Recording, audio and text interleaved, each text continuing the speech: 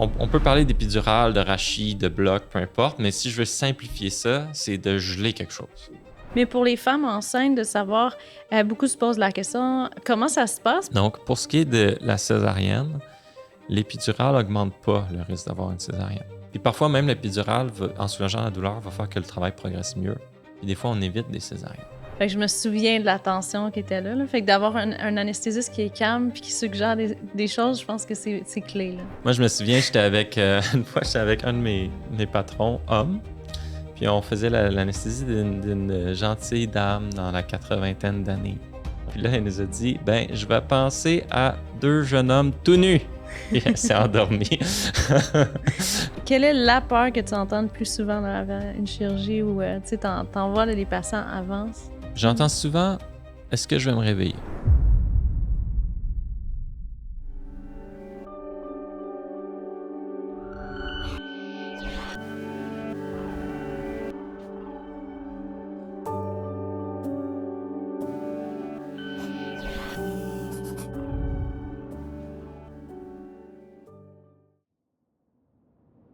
Donc, est-ce que vous êtes déjà demandé c'est comment la science derrière l'anesthésie? Aujourd'hui, on reçoit un anesthésiste, Dr Nadeau Vallée, qui est avec nous. Puis justement, on va parler de tout ce qui se trouve derrière si jamais vous avez une chirurgie qui s'en vient, que vous appréhendez, ou même si vous êtes enceinte, les épidurales, les césariennes. Donc, c'est toutes des choses qu'on va aborder ensemble. Donc, merci d'être là aujourd'hui avec nous. Ça fait plaisir, Alexandra.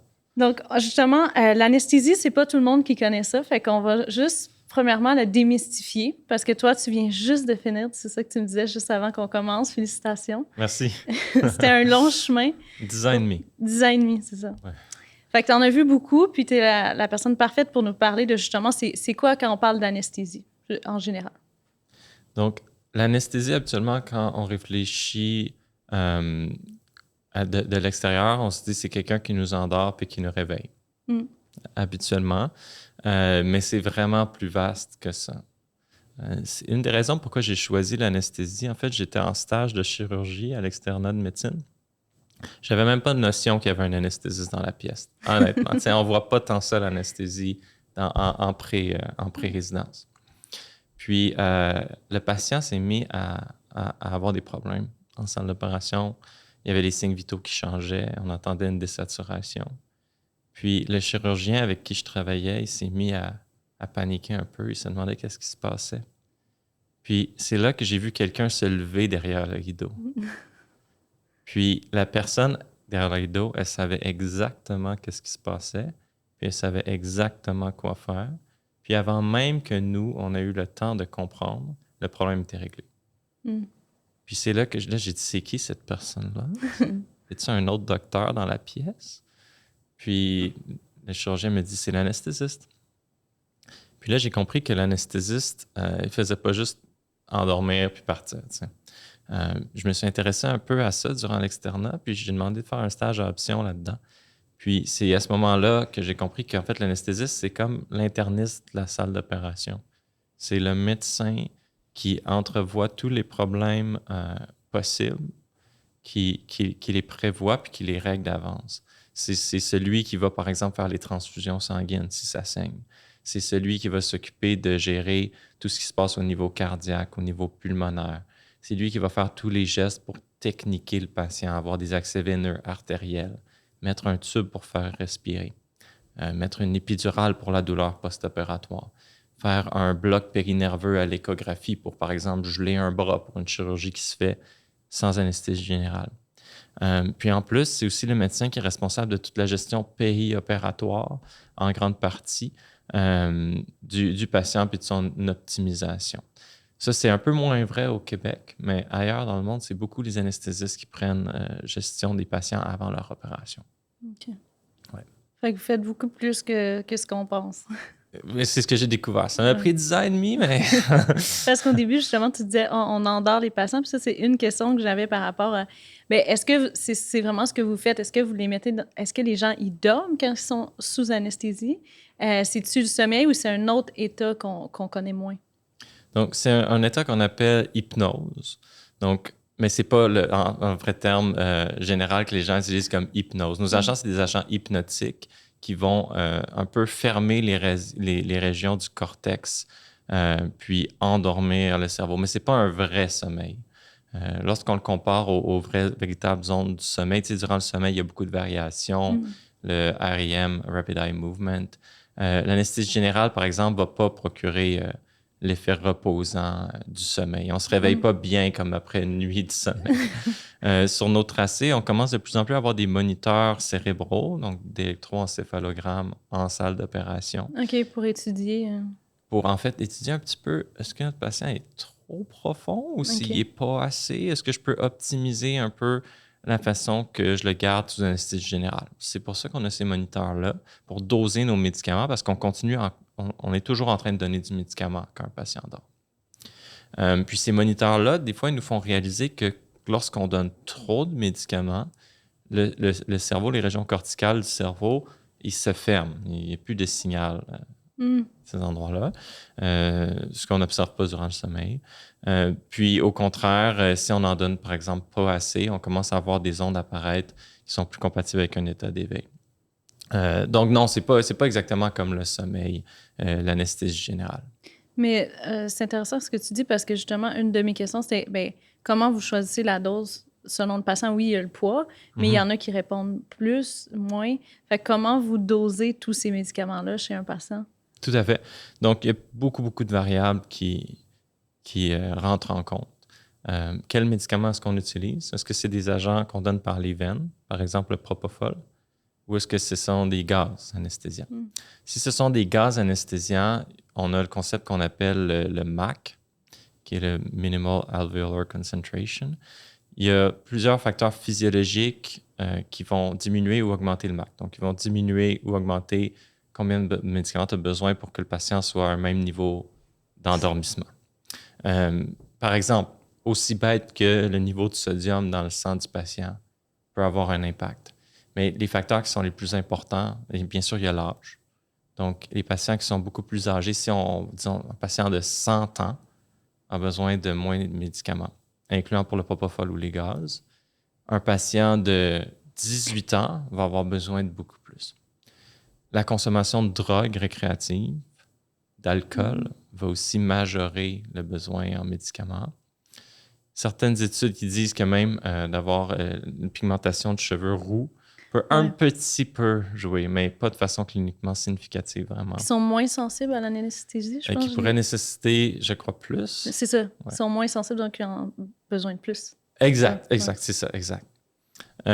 Ensuite, si un patient prend déjà des médicaments qui endorment, par exemple, le patient il vient de prendre un Ativan, ou le patient est sous un antiépileptique, donc il y a plusieurs choses qui vont jouer là-dessus.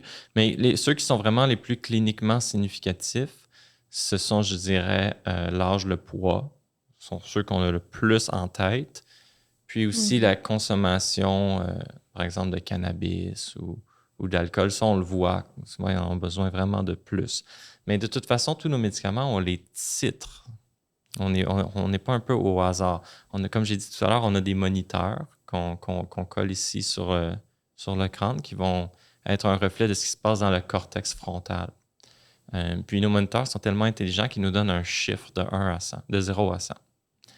Puis, vraiment simplement, on peut dire qu'on essaie de garder ce chiffre-là, disons, entre 40 et 60, ou entre 25 et 50, dépendamment du moniteur. Puis là, on se dit qu'on a une bonne anesthésie. Mais ceux qui sont encore plus calés là-dedans, ils vont être capables d'interpréter les ondes. Et juste en voyant le tracé d'électroencéphalographie, ils vont dire « Ah, le patient n'est pas suffisamment profond ou il est trop profond. » Donc, pas suffisamment profond, c'est qu'on ne veut pas qu'un patient ressente, dans le fond, la douleur. J'imagine que c'est surtout ça qu'on veut éviter. Donc, oui, effectivement, il y a deux choses, je dirais. Un, c'est la douleur, ou quand on est endormi, on appelle ça la nociception, parce qu'il n'y a pas la notion subjective de douleur. C'est juste le corps qui pas ressent, mais il y a une stimulation des récepteurs de douleur. Même si la personne dort, ça peut avoir un impact. Donc ça. Puis le deuxième, c'est est-ce que le patient s'en rend compte? Est-ce qu'il va s'en souvenir? Ça, c'est le pire des scénarios. C'est si un patient s'en rend compte, va s'en souvenir et a mal. Ouais. Mais il y a des situations, puis là, on parle de choses extrêmement rares. Là, on rentre dans le sujet de l'awareness. Awareness, c'est d'être conscient durant son opération alors que c'est pas désirable. Il y a certaines chirurgies qu'on peut être conscient, Mm-hmm. mais il y a certaines qu'on ne peut pas. Ou en fait, ce n'est pas du tout désirable. C'est à peu près une chance sur 10 000, une chance sur 20 000. C'est très rare. Ça dépend de la chirurgie, de la clientèle de patients. C'est plus fréquent, par exemple, en césarienne d'urgence. Ouais. C'est moins fréquent pour une chirurgie planifiée. Bon. Mais disons que ça tombe sur la personne sur 10 000, puis elle ressent. De ce que j'ai lu, parce qu'il y a de la littérature là-dessus, il y a certains patients, ils sont conscients, mais ils ne ressentent pas la douleur. Ils sont en train d'être opérés. Pourquoi? C'est parce qu'ils ont reçu, par exemple, beaucoup de fentanyl ou d'autres molécules similaires. Donc, ils ne sont pas trop incommodés par la douleur. Mais que tout de même, le cerveau a une conscience. Il se rend compte des choses, puis il va s'en souvenir. Ça c'est possible. Puis, dans les cas les plus catastrophiques, c'est conscient plus douleur. Pourquoi est-ce que des fois, on peut ne pas s'en rendre compte? Puis là, on est dans le rare du rare. Là. On a une chance sur 10 000 plus... Encore plus rare, on s'en rend même pas compte. De ce que j'ai compris, toi, ça t'est jamais arrivé, par exemple. Personnellement, non. Non. Mais c'est pas assez rare pour dire que j'ai aucun collègue à qui ça l'aurait jamais arrivé. Okay. On entend une histoire par-ci, par-là. Mm-hmm. Puis c'est pas parce que l'anesthésiste est malveillant ou quoi que ce soit. Des fois, il y a un bris matériel qui fait que le médicament n'est pas délivré au patient. Des fois, c'est l'intraveineuse du patient qui s'infiltre. Donc, elle n'est plus dans la veine. Donc, le médicament qui le tient endormi, il va dans le bras au lieu d'aller dans la veine. Donc, il y a certaines raisons techniques à ça. Donc, moi, personnellement, ça ne m'est pas arrivé. Mais ces cas très rares-là où il y a un état de conscience et on ressent la douleur vont être souvent associés à un syndrome post-traumatique, un trouble de stress post-traumatique. Quelqu'un qui a eu ça dans le passé? Quelqu'un qui a vécu une chirurgie, qui l'a ressenti, qui a eu la douleur, puis qu'après ça, on lui en reparle 2-3 jours plus tard, ou un mois plus tard, ou un an plus tard. Les patients peuvent demeurer avec des symptômes. Okay. Des fois, des symptômes graves, psychologiques. Donc, c'est ça, post-traumatique. C'est ce qu'on observe aussi, par exemple, chez les patients aux soins intensifs qui sont restés des mois intubés aux soins intensifs. Tout ça, c'est quand même assez prévalent, le trouble de stress post-traumatique dans cette population-là. Puis, on a aussi les patients qui ont eu un éveil durant leur chirurgie, qui ont ressenti peut-être même de la douleur, mais qui ne développent pas le trouble de stress post-traumatique, puis que ça les a peut-être pas autant affectés. Donc, il y a tout plein de sous-catégories de ces patients-là. Est-ce que toi, tu as eu certains cas que ça t'est arrivé? Ou... Moi, ça m'est pas arrivé Aucun personnellement. de ces scénarios-là? Aucun de ces scénarios-là, mais j'ai des collègues qui, des fois, on en discute. On va en discuter en réunion. Il y a eu un cas que ça est arrivé. Souvent, c'est parce que, par exemple, une veine s'est infiltrée. Ouais. Des fois, on envoie en césarienne d'urgence parce qu'on veut tellement endormir rapidement la patiente pour aider son bébé que le temps entre lequel on pousse les médicaments rapidement, puis on met le tube pour la faire respirer, puis le ventre est ouvert. Des fois, il y a un petit 20 secondes, 30 secondes que le patient est encore un peu conscient. OK. Ça peut arriver. Des douleurs, oui. Puis est-ce que tu as eu des témoignages plus de gens, comment ils se sentent sous anesthésie? Est-ce qu'on peut rêver? Je me suis fait poser la question, est-ce qu'on peut rêver pendant qu'on a de l'anesthésie? Mais ça, c'est intéressant. Puis encore une fois, ça peut dépendre de la dose puis de la molécule. Donc, par exemple, disons qu'on a une chirurgie sur les jambes. Puis on la fait sous épidurale, ou ce qu'on dirait plutôt dans le jargon, c'est sous rachis. Donc, le patient n'a pas besoin d'avoir une anesthésie par-dessus ça. Il ne sentira pas la douleur. Puis il y aura un rideau qui va cacher. Donc, même des fois, moi, j'ai eu des patients, je leur ai jasé tout au long de la chirurgie. Donc, ça se fait. Mais la majorité des patients veulent quand même dormir parce que ça les rend anxieux d'être dans la salle d'opération. Donc, on leur offre ce qu'on appelle une sédation. Ça peut être une sédation légère, modérée ou encore plus grande. Particulièrement si le patient est à jeun, il n'y a pas de problème à faire une bonne sédation. Puis des fois, ces patients-là, ils vont avoir des rêves ou ils vont se souvenir « Ah, j'ai peut-être dit ça, j'ai peut-être fait ça ». Donc, c'est un spectre, l'anesthésie générale. Puis quand on va au plus loin du spectre, donc l'anesthésie générale, puis même ce qu'on appelle le burst suppression, ça c'est quand il n'y a plus du tout d'activité corticale, mais là, c'est pas mal plus rare qu'on nous dit « Ah, j'ai eu un rêve » ou « J'ai rêvé à ça ». Parce qu'on a éteint toute l'activité. Exact. Puis en plus, la plupart de nos médicaments ont un effet aussi amnésique. Oui. Ouais. Donc, Les gens ne se souviennent pas de... À partir du moment où on donne le médicament, ils ne se souviennent pas par la suite. Mm-hmm. Des fois, même, le patient est avec nous tout au long, il nous parle, puis ensuite, il dit « Ben, j'ai dormi tout au long. Je n'étais même pas là, j'étais complètement KO. » Même nous, on sait que tout au long, on a discuté. Okay. Ouais. Fait que ça a beaucoup... Oui, c'est vrai. Puis même, des fois, ça arrive qu'ils vont se réveiller pas longtemps dans la chirurgie, puis qu'ils se rendorment, mais ils vont pas avoir le souvenir de ça.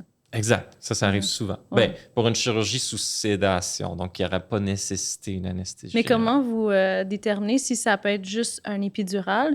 Peut-être expliquer un petit peu aussi c'est quoi l'épidural, mais via une anesthésie générale. C'est quoi vos critères? Donc, on peut parler d'épidural, de rachis, de bloc, peu importe, mais si je veux simplifier ça, c'est de geler quelque chose. Comme le dentiste va geler nos dents quand il les opère, mais nous, on va geler la partie qu'on opère. Quand c'est une chirurgie aux jambes, c'est pas mal simple pour nous d'aller faire une épidurale ou une rachis parce que ça va bien geler, puis ça va geler une grande distribution de façon très dense, assez pour faire une chirurgie.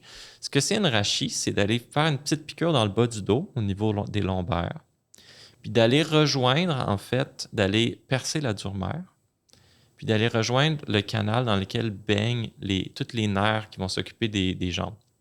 Donc ça, c'est le canal rachidien, dans lequel il y a le liquide céphalorachidien. Le liquide céphalorachidien, il est dans notre cerveau et il descend jusque dans notre colonne, jusqu'au bas du conus. Donc, ce qu'on fait, c'est qu'avec notre petite aiguille, on rejoint cet espace-là. Puis quand on a un retour de liquide céphalorachidien dans notre aiguille, on fait juste mettre un médicament.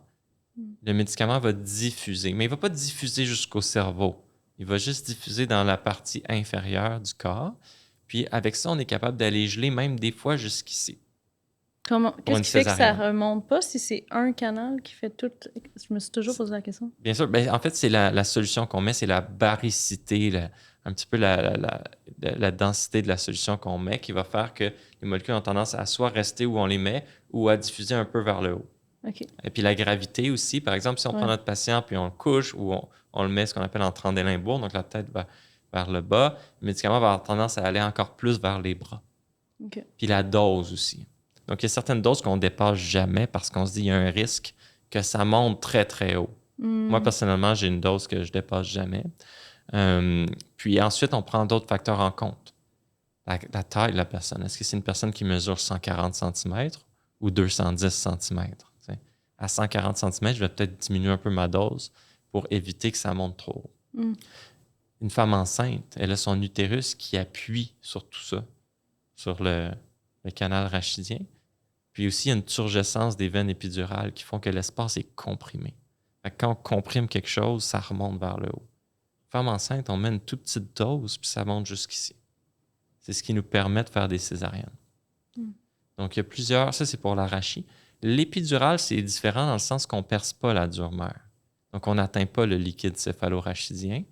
Nous, on est juste avant d'atteindre le sac. Donc, notre cathéter s'en va ici, puis il va geler les racines de nerfs qui sortent pour aller vers les jambes. Donc, on a besoin de beaucoup plus de médicaments qu'une rachis. Puis, donc c'est beaucoup plus de médicaments. Puis, on a moins la peur que ça diffuse vers le haut. Ça a tendance à plus rester là où on la met. Les épidurales, on peut les mettre en lombaire, on peut les mettre en thoracique. Même avant, certains les mettaient en cervical. Ah oui? Ouais. Donc, c'est la puissance de tout ça. Donc, si je fais une chirurgie thoracique, je peux aller mettre une épidurale thoracique.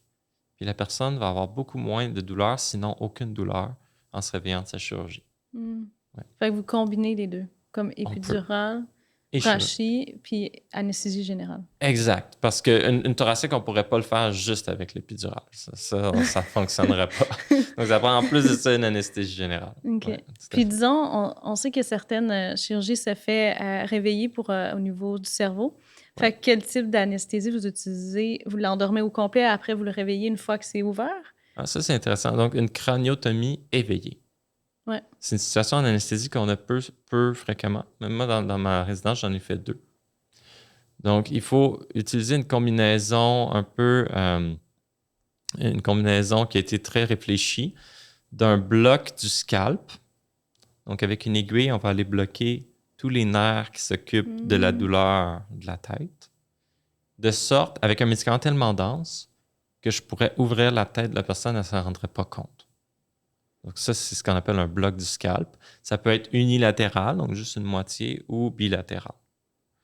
Ensuite, une fois que ça, c'est fait, mais il faut quand même endormir le patient pour la partie où ils vont scier le crâne. Et ensuite, on le réveille. Puis, une fois que la personne est réveillée, elle a déjà été briefée, là, elle a déjà eu un coaching sur comment se comporter parce qu'elle ne peut pas non plus faire n'importe quoi, elle a le cerveau ouvert. Et là, on va lui dire des choses. On va dire, Monsieur Tremblay, serrez ma main. Il serre la main. Donc, on sait que le cortex moteur contralatéral fonctionne bien. On peut dire bouger le pied.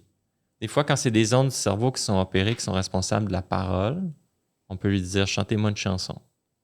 Il y a même eu des cas où les patients, pas ici, là, mais ailleurs, ils jouaient par exemple du banjo dans la salle. Parce que eux, c'était des joueurs de banjo. Puis on opérait une partie du cerveau qui était responsable, disons, de la motricité fine. Donc le patient jouait du banjo. Puis si tout d'un coup, il se mettait à être moins bon, le chirurgien savait que là, il était rendu trop loin. Il grattait une zone qui était fonctionnelle, puis c'était pas du cancer, par exemple. Donc, ça, c'est de l'anesthésie de haut voltige quand même. On est stressé la veille quand on sait qu'on va faire ça. C'est rare, comme tu dis. Très rare. Ouais. Okay. On utilise aussi la pharmacologie à notre... de façon à aider tout ça. Par exemple, la dexmédétomidine, qui est une molécule peu connue, mais qui offre une sédation collaborative sans que le patient arrête de respirer. Donc, quand je fais des crânios éveillés, je me fais une perfusion de dexmédétomidine. Comme ça, je n'ai pas de risque que mon patient s'obstrue et que j'ai besoin de l'assister pour le ventiler parce que c'est un endroit qui est stérile, qui est proche du chirurgien. Je ne veux pas avoir à faire ça. Mais je peux quand même avoir une sédation collaborative. Mon patient va continuer d'écouter ce que je lui demande de faire, mais il va être mieux, il va être plus relax. Ouais, moins de chances qu'il se mette à paniquer et que je dois l'endormir d'urgence. Mais parlons-en de la pharmaco, parce que justement, tu as amené l'affaire avec les différents médicaments. Oui. Depuis le début, on en parle un petit peu, mais vous avez différentes catégories. C'est pas tout le monde qui... Puis même, on n'a pas parlé du curare, mais il faut paralyser aussi. Fait que c'est une autre question que j'avais. Mais si on débute un peu avec les grandes classes là, de médicaments que vous utilisez en anesthésie, fait qu'on a dit douleur, sédation, tout ça. Fait que, oui, tout à fait. Ouais, j'aimerais ça qu'on ait juste un peu une idée claire de chacun. Donc, pour endormir quelqu'un, ça nous prend un hypnotique ou un gaz halogéné. Un hypnotique, c'est les jaunes. Kétamine. Avec la kétamine, je peux endormir quelqu'un. Ça dépend de la dose. À grande dose, je peux endormir quelqu'un.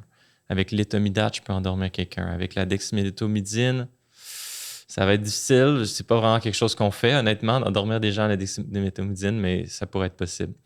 Avec le propofol, c'est le médicament le plus utilisé. Donc ça, c'est des hypnotiques. Mon patient va dormir. Est-ce qu'il y aura un effet antidouleur? Pas nécessairement. La kétamine, elle en a, mais l'éthomidate, le propofol, pas vraiment. Ensuite, sur la liste, il y a le midazolam, qui est un benzodiazépine, qui peut faire partie des hypnotiques aussi. Il y a aussi un grand effet amnésiant, puis il est plus longue action. Donc, je peux endormir quelqu'un au midazolam. C'est juste, ça dépend de la dose. Les gastro-entérologues donnent ça pour faire une sédation au patient avant une OGD ou une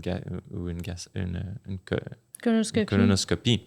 C'est juste une question de dose. À petite dose, le patient se sent bien, se sent léger. À grande dose, il est KO. Donc ça, ce sont les hypnotiques. Certains hypnotiques donc, sont amnésiants. Certains ont un effet contre la douleur, mais pas tous. Puis comment ils agissent dans le corps pour aller endormir? Donc, c'est pas totalement élucidé, ça. C'est ça qui est fou, comme question. Même le propofol, là, qu'on ne sache pas encore tant le mécanisme d'action, mais on l'utilise. Là, tout à fait. Puis c'est intéressant de voir qu'on n'a pas encore élucidé. Parce que c'est la question un peu de la conscience. De comment on joue sur la conscience, on ne sait pas. On sait que ça fonctionne. Je ne sais pas si tu sais comment on a découvert que ça fonctionnait, vu qu'on ne sait pas les mécanismes d'action. Mais c'est intéressant de voir qu'on ne sait pas trop pourquoi, comment ça agit. Est-ce que tu sais comment ça a été découvert, que ça fonctionnait? Ou... Non, c'est sûr, toi non plus. Je suis pas sûr. Ben, je me suis posé la question en te disant, mais non, je sais pas. Le midase, on sait comment il fonctionne. Le midazolam. Ouais. C'est un benzodiazépine. Il va lier le récepteur GABA, qui est un récepteur de neurotransmetteur inhibiteur. Donc, les neurotransmetteurs, tu avais fait neurosciences. Oui. Les neurotransmetteurs inhibiteurs, il y en a quelques-uns, genre le glycine, les récepteurs GABA. C'est quoi les autres? Les autres GABAergiques? Ouais, les neurotransmetteurs inhibiteurs. À part GABA, je dirais... La glycine. En tout il cas, il y en a quelques-uns. Ouais. Peut-être la substance P, ou en tout cas, il y en a quelques-uns. Puis, ils vont lier le récepteur GABA de façon allostérique. Donc, il ne lie pas le site d'action du neurotransmetteur, il lie à côté. Mais ce que ça fait, c'est que le récepteur GABA, il change sa forme. Puis, en fait, ça a un effet activateur et le cerveau shut down. De façon très simple. On pourrait l'expliquer de façon beaucoup plus complexe, mais le midazolam, on connaît son mécanisme d'action, en tout cas, du moins sur les récepteurs GABA. Mais j'avoue que les autres, la kétamine, elle joue sur beaucoup de récepteurs, dont le récepteur glutamatergique NMDA, dont on parle de plus en plus. C'est pour ça son effet sur la douleur, puis peut-être même son effet à diminuer la douleur chronique. OK. Donc ça, c'est pas mal pour la catégorie des hypnotiques. Ensuite, on passe fentanyl, dilodide, donc pour la douleur. Pour la douleur, ça, la plupart des cliniciens vont être amenés à utiliser ces molécules-là. Mais nous, on va un petit peu différemment. Par exemple, le rémifentanyl. Tu n'utilises probablement pas ça, toi, en clinique. Le rémifentanyl, c'est une espèce de fentanyl très puissant, très incisif et de courte durée. Il dure environ 7 à 9 minutes. Il agit en dedans de 45 secondes, puis il dure 7 minutes. Donc, en anesthésie, c'est intéressant, ça, parce qu'on peut faire des perfusions de ça durant toute notre cas. Puis à la fin, quand la chirurgie est finie, on l'arrête, et dans de 7 à 9 minutes, il n'y en a plus dans le corps. Donc, le patient il se réveille, il respire bien.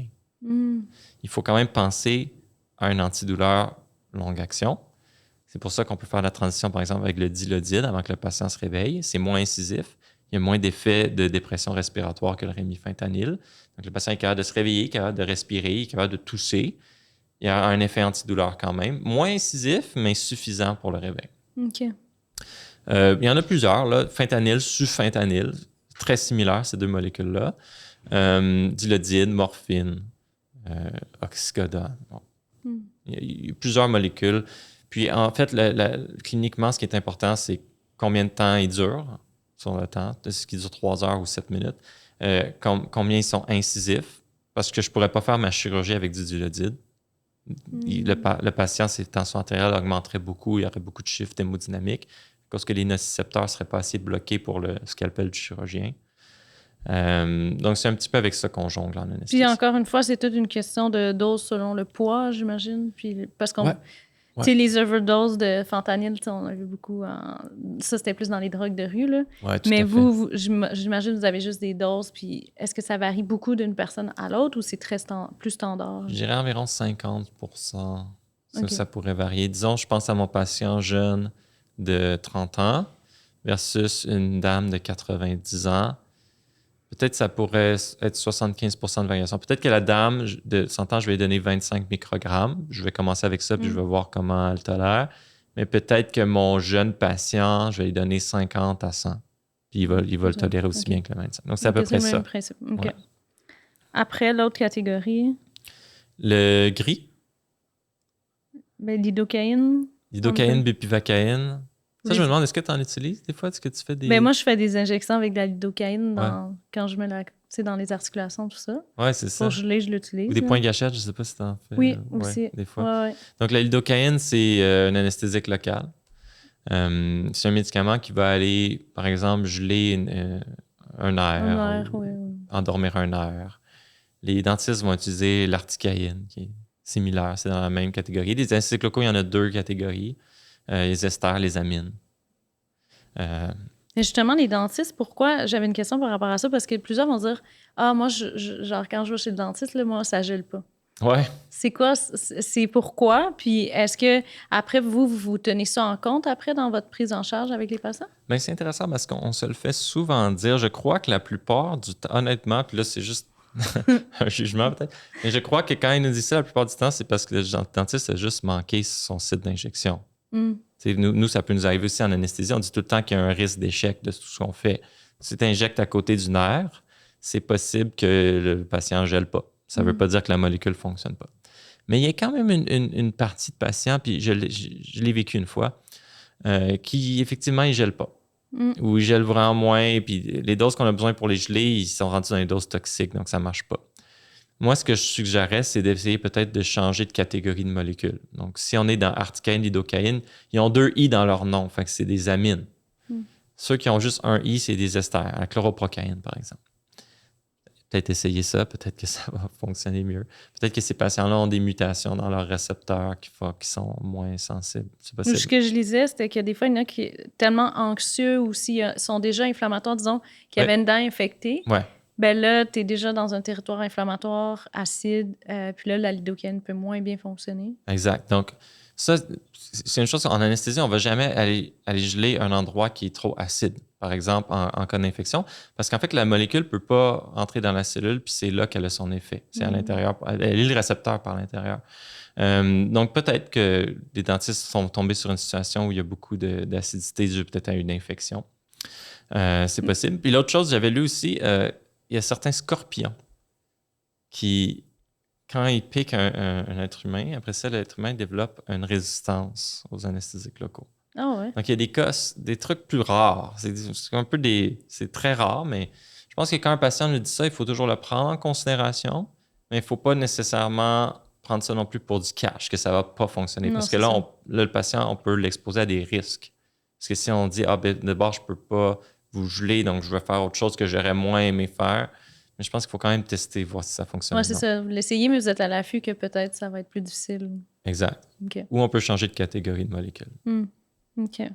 Après, l'autre catégorie, ben, tout ce qui est adrénaline, épinéphrine. Donc, ça, c'est les médicaments vasopresseurs qui vont venir soutenir le cœur et les artères.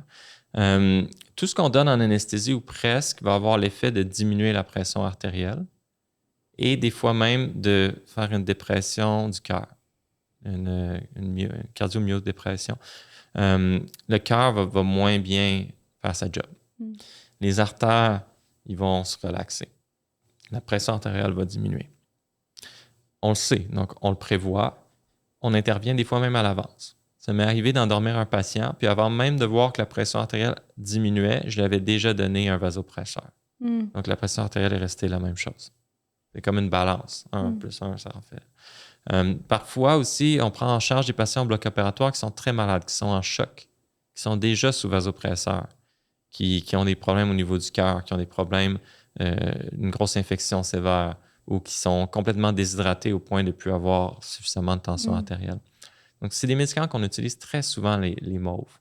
L'éphédrine, la phényléphrine, l'adrénaline, la norépinéphrine. C'est des médicaments qu'on utilise très souvent. J'ai utilisé dans ma dernière garde. Okay. C'est très fréquent. C'est ça. Ouais.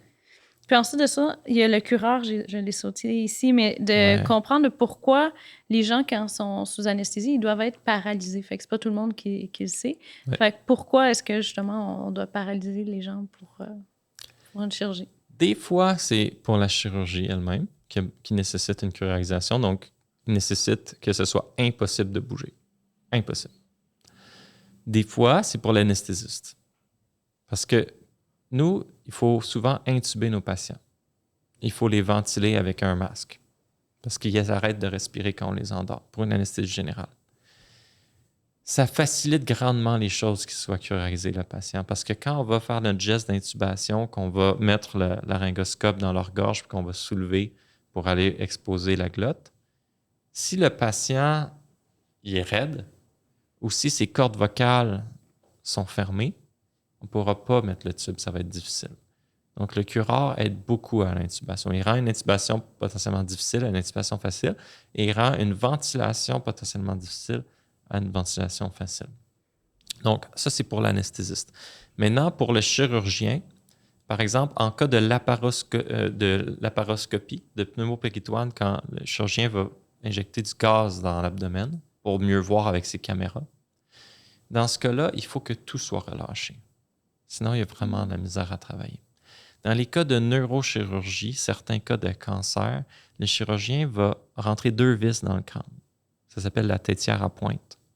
Puis ça, c'est pour pas que le patient bouge parce que le moindre mouvement va venir changer les paramètres stéréotaxiques de son scan associé à sa machine de neuronavigation. Puis lui, avant la chirurgie, il fait ce qu'on appelle sa neuronavigation. Donc, il associe le scan à la position du patient en salle d'opération. Comme ça, quand il opère, il sait en temps réel où il est dans le cerveau. Mais si, entre-temps, le patient il bouge, là, toute l'image vient de bouger. Comme un GPS ultra puissant. Donc, le patient, il doit être curarisé parce que s'il tousse sur la tétière à pointe, puis qu'il se désaboute des vis, puis que sa tête elle tombe, puis il y en a eu des situations comme ça existe dans la littérature scientifique. Donc, c'est dangereux. Puis, il y a plein d'autres patients, plein d'autres raisons pourquoi un patient devrait être curarisé. Et dans certains cas aussi, le patient ne doit pas être curarisé. Ce serait une erreur qu'il soit curarisé. Par exemple, dans les chirurgies du cou ORL, des fois, par exemple, une thyroïde, le chirurgien ORL, quand il fait sa dissection, il ne veut pas aller endommager le nerf récurrent laryngé qui passe ici. Donc, il va le stimuler. On met un tube endotrachéal avec des fils de stimulateur. Donc, si le patient est curarisé, il ne va pas voir la réponse motrice à sa stimulation, puis il pourrait sectionner le nerf. Donc, c'est-tu des chirurgies plus compliquées pour les anesthésistes? Bien, chacun a sa façon de faire. Moi, je curarise quand même les patients, mais je les décurarise au moment où le chirurgien commence. OK. Donc, on a aussi des molécules. L'effet s'en va rapidement.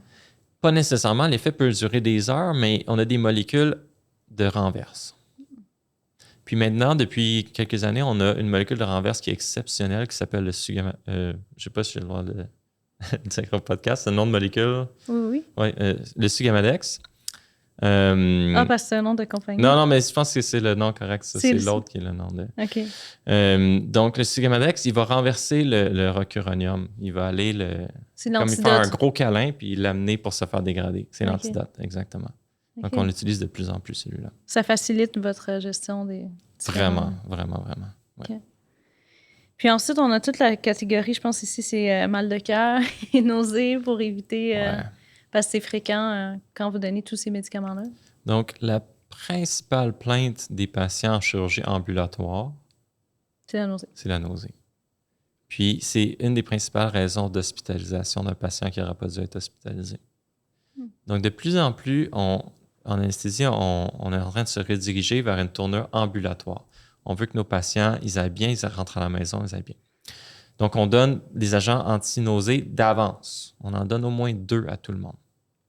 Donc, Zofran, Aldol, Décadron, c'est des choix assez communs. OK. Ouais. Y a-t-il d'autres catégories principales que j'oublie? Donc, il y a l'analgésie multimodale, que je suis persuadé que tu t'emploies aussi beaucoup à chaque jour avec tes patients. Tylenol, anti-inflammatoire non stéroïdien. Ils vont être beaucoup ce qu'on appelle opioid sparing. Ils vont diminuer le dilodide et la morphine qu'on a besoin de donner à nos patients. Lui qui est ici, c'est le Toradol. En fait, c'est un anti-inflammatoire non stéroïdien intraveineux, hyper puissant. Puis, dans les autres, le vert, c'est des anticholinergiques. Les anticholinergiques vont s'attaquer au système parasympathique et le bloquer. Le système parasympathique, c'est le système pour se relaxer. Donc, digérer. C'est ça, c'est quoi qu'on dit déjà? C'est digest and... je me souviens pas, mais en tout cas, c'est le cœur qui va plus vite, qui va moins vite, la digestion, les pupilles qui vont entrer en myosis. Le glycopyrrolate va bloquer ça, donc il va avoir le contraire, donc effet tachycardisant, stimulant, etc.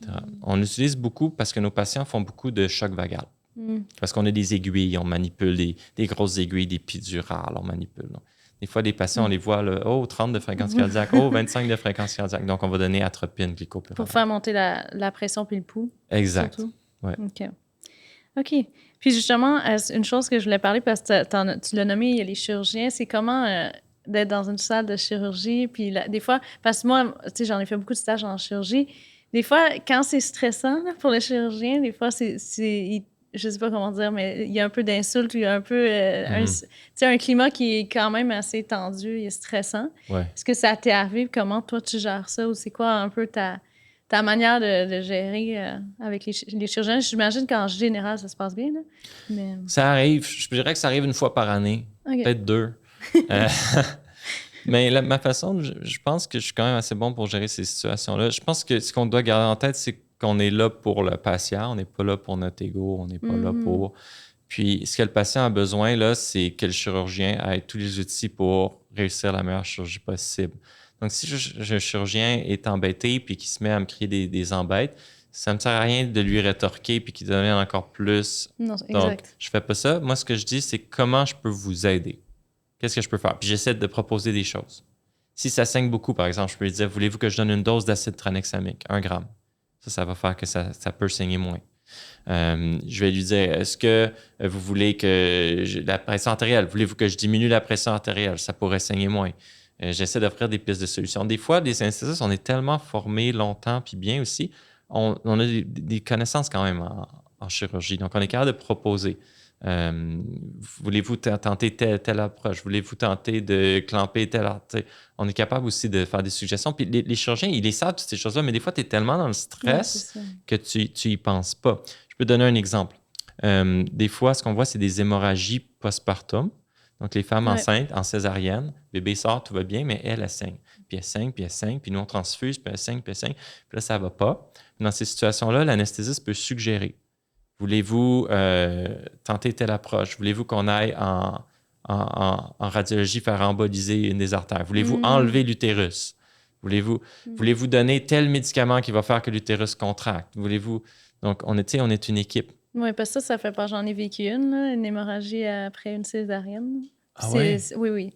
C'est quelque chose. Là. Puis là, le sang, il y en a partout de plus en plus, tout ça. Puis là, la pression se met à monter chez le chirurgien aussi. Là. Exact. Tu étais en salle d'op ou en postpartum? Quand j'étais en salle d'op, on a fait la césarienne, puis après. Là.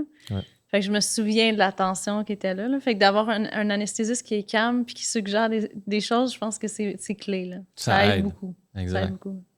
Je me souviens quand j'étais externe, on devait faire 10 accouchements vaginal spontané. Là. Puis j'en ai fait un, puis ça s'est mis à saigner par la suite. Une hémorragie postpartum. Vaginal? Ouais. Puis je me souviens, le gynécologue était là, il essayait de régler, mais tu voyais qu'il était vraiment stressé. Puis je me souviens que je voyais la patiente, son teint changeait à vue d'œil. Tellement ça allait vite. Puis je sentais qu'elle aurait pu y passer. Là. Puis ça, mais quand tu es externe, tu peux rien faire. Là. Tu peux pas dire donnez ça, faites ça. Tu sais pas, tu te mets dans un coin. Ouais. Mais l'ambiance était très, très difficile à vivre. Puis c'est une des raisons pourquoi je voulais aussi aller en anesthésie, parce que j'aime pas ça être là puis pas savoir quoi faire. Quoi faire, oui, c'est ça. Ça m'est arrivé une situation comme ça. Puis s'il y a des externes qui nous écoutent, il faut qu'ils osent, genre. Parce que moi, si j'avais retourné, tu sais, une fois, on était en salle d'opération. Puis justement, quand ils font une césarienne, ils font une incision. Puis là, ils n'étaient pas capables de sortir le bébé. Fait qu'ils pensaient à faire une incision en T, ce qu'ils veulent souvent éviter le plus possible parce que ça se peut que la femme, après, puisse plus avoir d'enfant s'ils font une trop grosse incision. Mais je le voyais, puis tout le monde parlait. Moi, j'étais là, puis il essayait, je pense, c'est ça, la ventouse. Elle était pas capable, genre, elle se défaisait. Puis là, dans ma tête, je disais, mais pourquoi on prend pas les forceps? Mais je disais rien, puis là, il y avait juste la panique. Moi, je faisais juste regarder la scène, mais tu sais, ça aurait pu fonctionner. Mais moi, comme externe, on a tendance à... Mais je pense qu'il faut quand même encourager. Des fois, on peut dire quelque chose même si on est externe. Ouais. Parce que moi, je les regretterais après. Il l'a fait, l'incision en T. Tu sais, je sais pas après si la femme, elle a dû avoir... si elle a pu avoir d'autres enfants. Mais c'est juste quand tu as dit ça, ça m'a rappelé. Je suis comme, non, il faut quand même dire qu'est-ce qu'on a à dire. Je sais pas, toi, de ton côté, comment ça s'est fini? Elle qui... Le gynécologue a fait tout ce qu'il fallait selon l'algorithme d'hémorragie postpartum. Okay. Il est allé jusqu'à mettre des prostaglandines dans l'utérus pour qu'il contracte plus.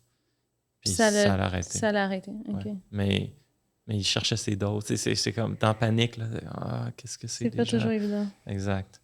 Puis pour rebondir sur ce que tu disais, je suis bien d'accord que les externes doivent se sentir plus empowered. De dire, ouais. Oui, mais la culture fait que... Des fois, c'est difficile. C'est difficile.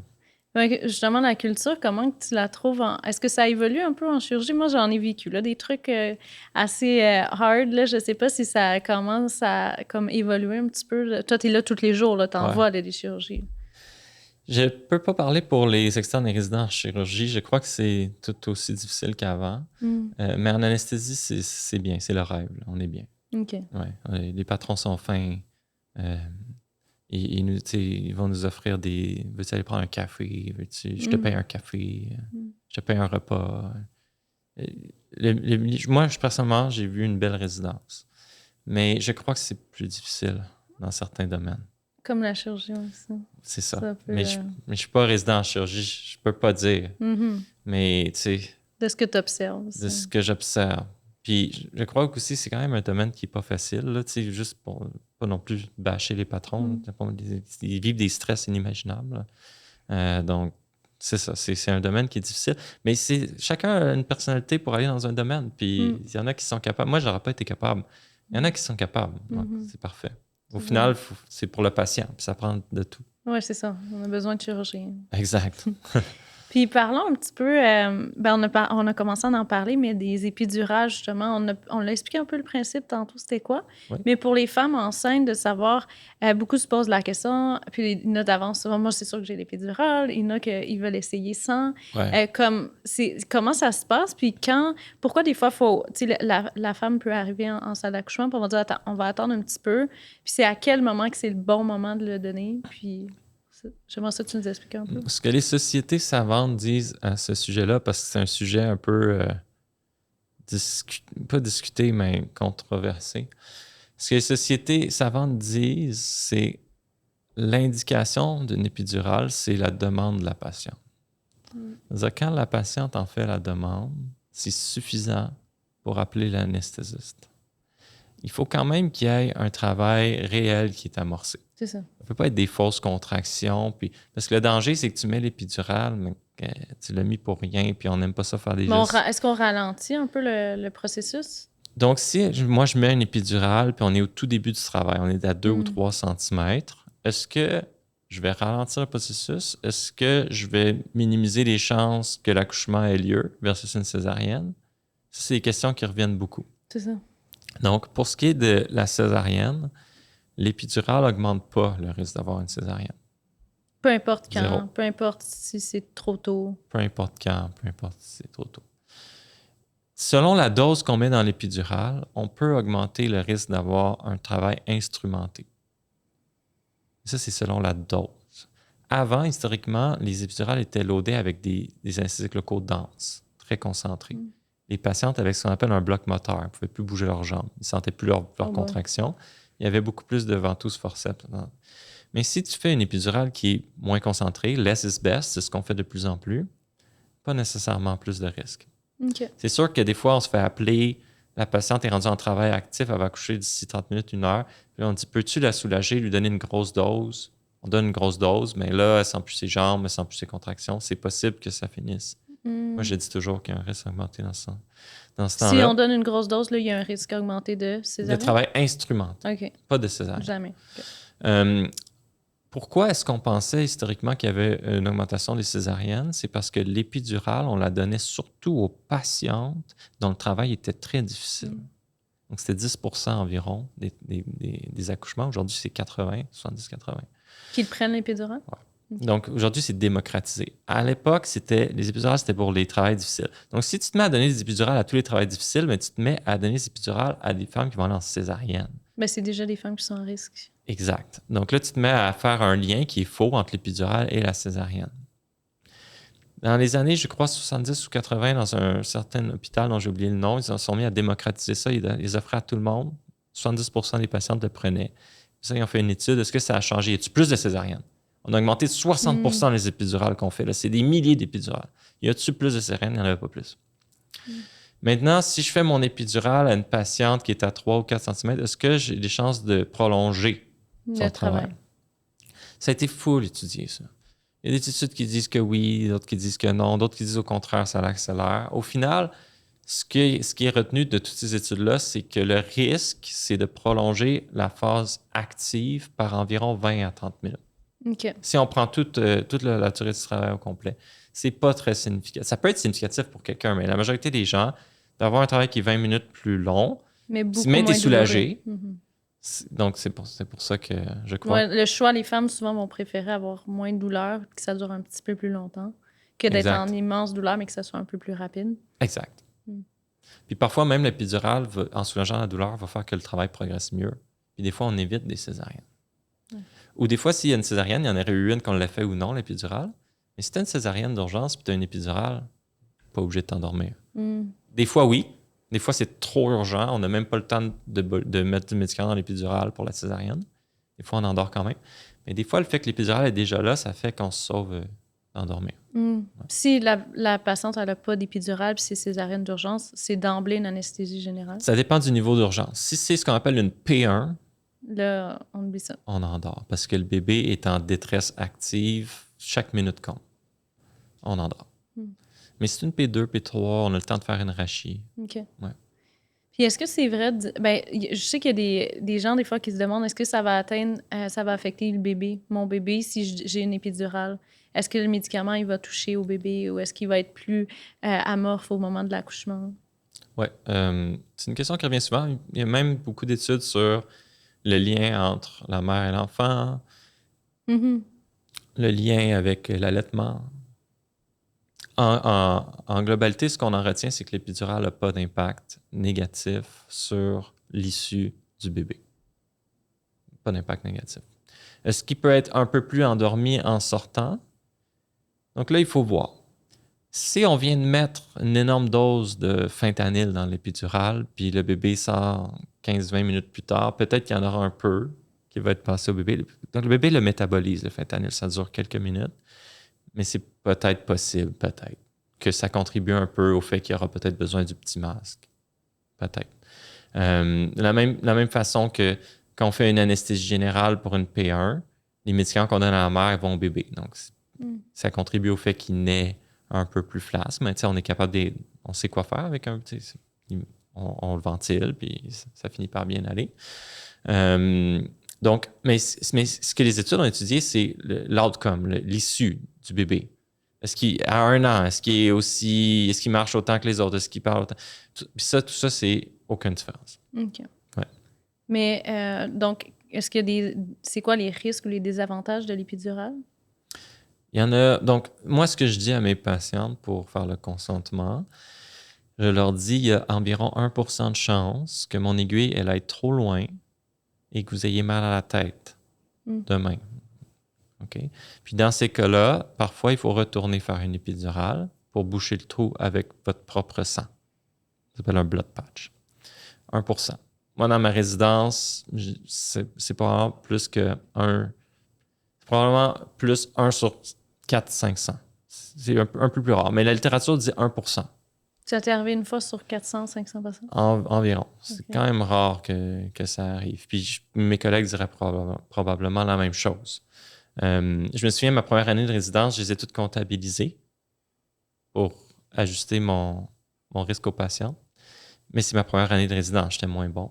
Mais j'ai fait une fois la complication sur environ 150 épidurales. Puis après ça, tout au long de ma résidence, j'en ai pas eu d'autres. Tu t'en as fait combien? Je les ai plus comptés. Plus que 1000 épidurales, je pense? Probablement autour de 1000. Donc, mais je dirais probablement le risque, c'est 1 sur 2, 300, 1 sur 3, 400. Okay. Ensuite, le risque d'échec d'une épidurale, ça veut dire que tu fais l'épidurale, tout va bien, mais elle ne fonctionne pas. Des fois, c'est mystérieux, on ne sait même pas pourquoi. Donc, 5%. Puis là-dedans, j'ai inclus les épidurales qui fonctionnent juste d'un côté. Des fois, ça fonctionne juste à gauche ou juste à droite. J'ai inclus les épidurales qui ne fonctionnent pas du tout.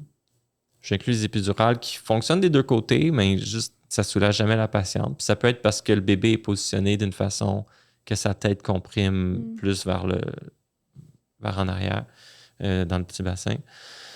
Donc 5%. Puis les patientes sont toujours surpris quand je leur dis une chance sur 20 que ça ne marche pas. Mais j'aime mieux le dire. Ensuite, complications plus graves. Le risque de faire un hématome, un gros saignement dans l'espace épidural, qui est tellement gros puis qui ne s'arrête pas de saigner, qui comprime la moelle épinière puis que tu en paralyses, très rare. C'est tellement rare que les études qui se sont intéressées à ce risque-là ont dû faire des modèles mathématiques pour essayer d'extrapoler puis de calculer le risque, c'est trop rare. Donc, si tu lis ces articles-là, tu vas tomber sur 1 à 100 000 avec un intervalle jusqu'à 1 sur 1 million. Okay. Le chiffre est à quelque part là-dedans. La plupart de mes collègues vont dire le risque, c'est une chance sur 200 000, mais ça pourrait être une chance sur 1 million. Ensuite, le risque de faire une infection, extrêmement rare. C'est difficile à dire. C'est tellement rare. Parce qu'on nettoie tout. Tout est badigeonné, tout est stérile. Puis après ça, l'épidurale, elle ne reste pas là longtemps. Les infections, c'est surtout quand les épidurales durent 4, 5, 6, 7, 8 jours dans le dos. Parce que les bactéries, ils trouvent leur voie dans le petit fil. Mais une épidurale qui dure 24 heures, très rare. Donc, les risques que moi je dis, c'est ceux-là. Bien sûr, là, on peut élaborer pendant 1 heure parce qu'on pourrait dire les études montrent que ta température corporelle elle augmente de 0,5 degrés quand tu as une épidurale. Bon. Tu pourrais faire une hypotension artérielle qu'on va régler avec des médicaments. Le bébé pourrait avoir une décélération, mais qui est transitoire, puis ça ne mène pas nécessairement à une césarienne. Il y a beaucoup de risques qu'on pourrait nommer. Puis pour répondre à la question que je disais, c'est vraiment pour le moment de l'épidurale, tu dis c'est quand la femme demande? Ouais. Il n'y a pas vraiment d'autres indications. Si elle est en travail. Mais si elle se demande, disons, elle se dit, mettons, est-ce que c'est vrai de dire, je vais attendre le plus longtemps que je suis capable? Elle peut, si elle veut. Il n'y a pas de... Ça dérange pas, il n'y a pas de... Pour moi, dans mon esprit, il n'y a pas de gain à attendre. OK. Si tu es en vrai travail et tu as de la douleur suffisante pour avoir une épidurale, il n'y a pas de gain à attendre. Des fois, on peut demander son épidurale puis on l'a juste dans 2 heures parce que l'anesthésiste, il ne peut pas monter. Il est occupé au bloc opératoire à réanimer un patient, à transfuser activement. OK, fait que vous quittez, mettons que vous êtes en chirurgie, vous quittez la chirurgie, allez faire votre épidurale, puis vous revenez. Exact. Donc, on choisit un moment, il y a une inhalothérapeute là, qui est toujours là. On choisit un moment où on sait qu'au niveau chirurgical, il n'y aura pas de grandes variations. On sait qu'au niveau anesthésique, on est stable. On monte. Puis on dit à notre inhalo, appelle-moi s'il y a quelque chose. Si on a un cas qui est trop instable, on ne fera pas l'épidurale jusqu'à temps que le cas soit assez stable. Mais des fois, ça peut être des heures. Puis si on a un cas qui est comme entre deux, on aimerait ça quand même rester au bloc opératoire, mais c'est correct de sortir de la salle. On peut aussi demander à la patiente de descendre. On l'amène en salle de réveil du bloc opératoire, on fait l'épidurale là, puis elle remonte. Okay. Ouais. Parce que tu me disais aussi, des fois, vous avez 2 salles en même temps? Ou si c'est une césarienne d'urgence, justement, qui arrive? Exact. Donc, une césarienne d'urgence, c'est toujours une menace, un nuage gris au-dessus de nous. Donc, en tant qu'anesthésiste, on doit toujours prévoir ça. On ne peut pas gérer le bloc opératoire sans passer à la césarienne qui va arriver. Donc, on ne pourrait pas, par exemple, disons, je suis un anesthésiste, j'ai 2 inhalos, je pars un cas au bloc, puis j'essaie d'en partir un deuxième à côté. Fait que là, j'ai 2 cas en cours parce que je veux que les urgences se fassent. Fait que là, j'ai 2 cas en cours, une inhalo qui en surveille un, moi qui est avec l'autre inhalo dans l'autre, puis là, il y a une césarienne. Donc là, comment je fais la césarienne? Il faudrait que... Bon, moi, j'ai besoin d'être là. Fait que là, une inhalo dans chaque salle, mais j'ai aussi besoin d'une inhalo pour la césarienne.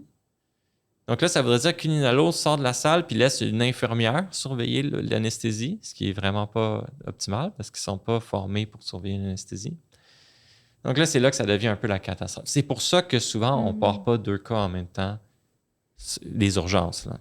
S'il y a 2 urgences vitales ou 2 urgences vraiment critiques qui ont besoin d'être faites, il y a un deuxième de garde, un autre anesthésiste qui est à la maison. On l'appelle, on dit « Écoute, j'ai besoin de toi. » Il y a une autre équipe de garde aussi, il peut y avoir une autre inhalo qui arrive.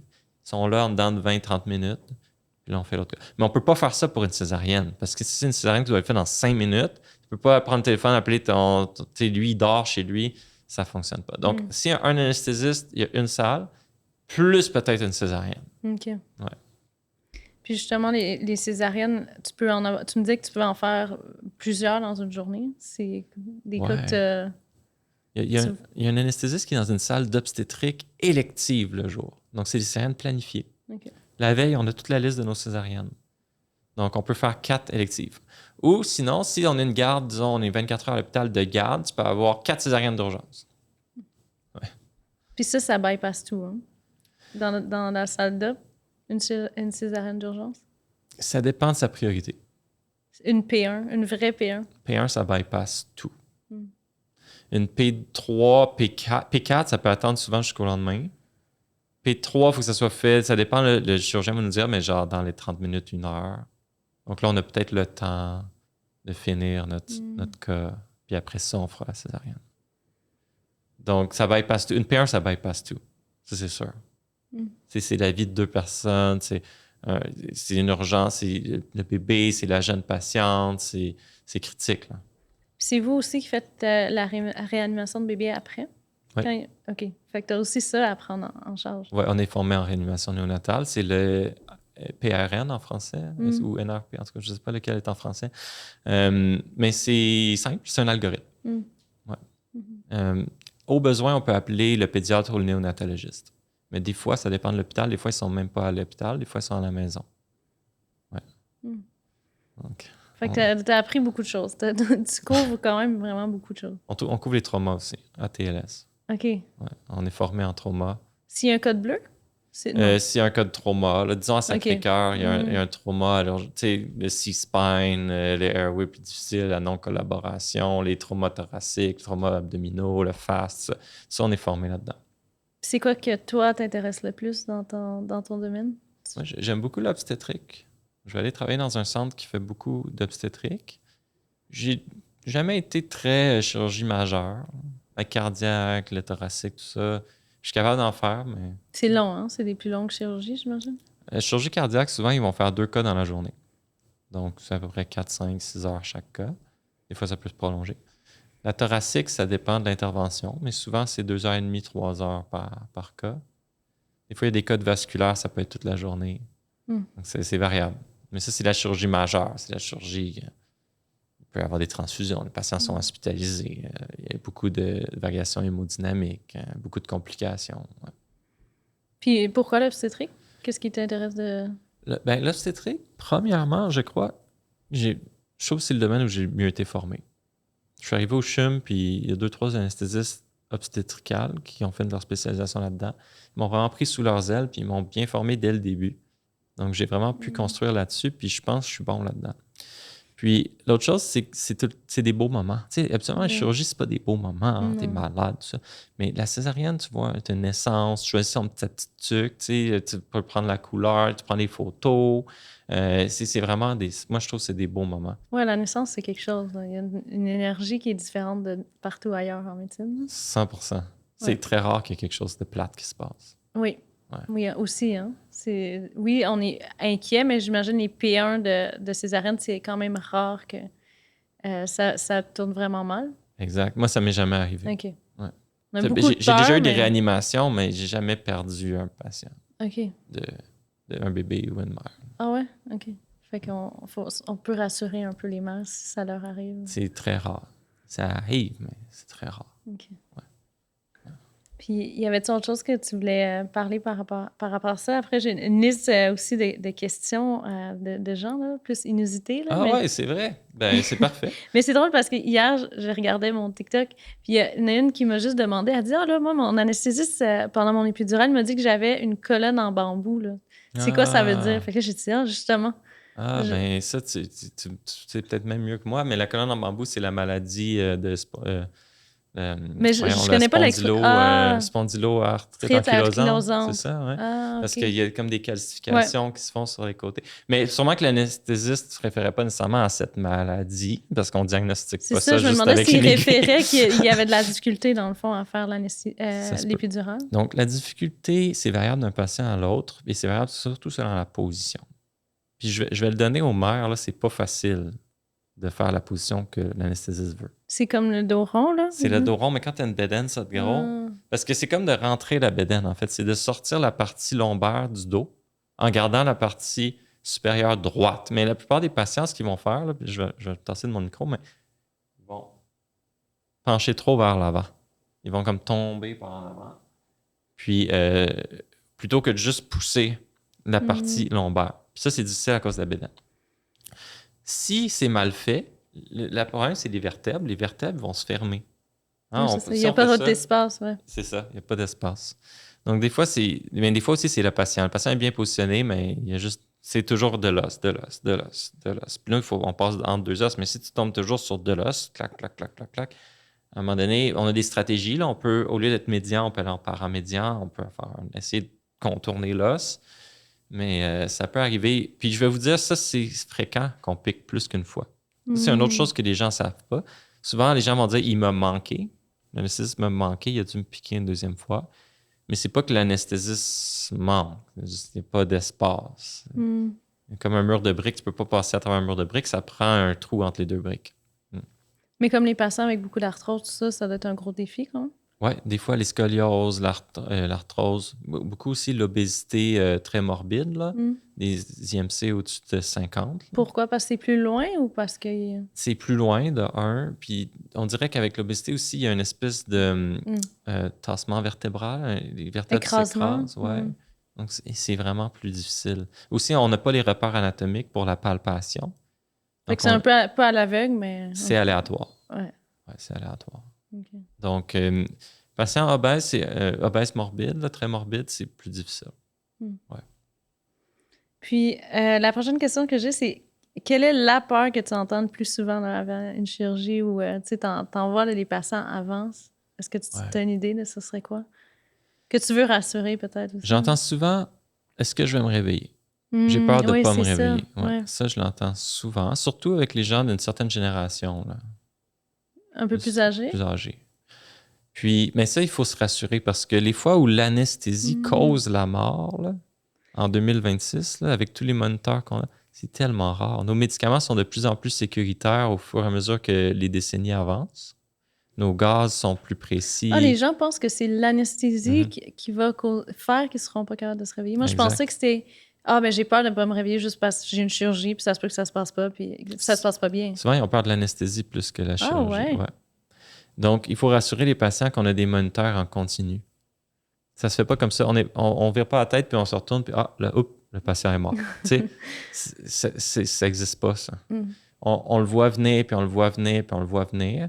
Puis c'est excessivement rare que c'est une complication anesthésique. Puis là, il faut que je pense aux maladies liées à l'anesthésie très rares, comme l'hyperthermie maligne, une réaction allergique, une toxicité des anesthésiques locaux parce qu'ils ont été mal dosés.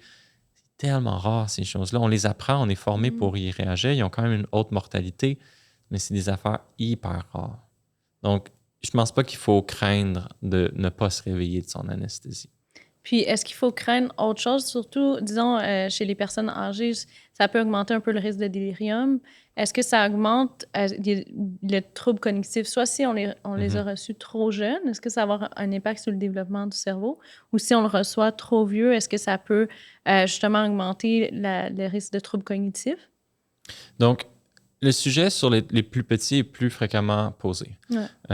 Parce que, bien sûr, tu es un parent, tu as ton enfant de 4 ans, il va se faire opérer, mais bien sûr, tu te demandes pour sa sécurité. Puis surtout, souvent, c'est des chirurgies, par exemple, qui sont pas 100% obligatoires. Par exemple, je parle, disons, une chirurgie esthétique des oreilles ou ces choses-là. Donc, les parents vont souvent demander cette question-là. Puis ça a été étudié chez les animaux, ça a été étudié en modèle chez les singes, puis ça a été étudié chez l'humain, mais en études épidémiologiques.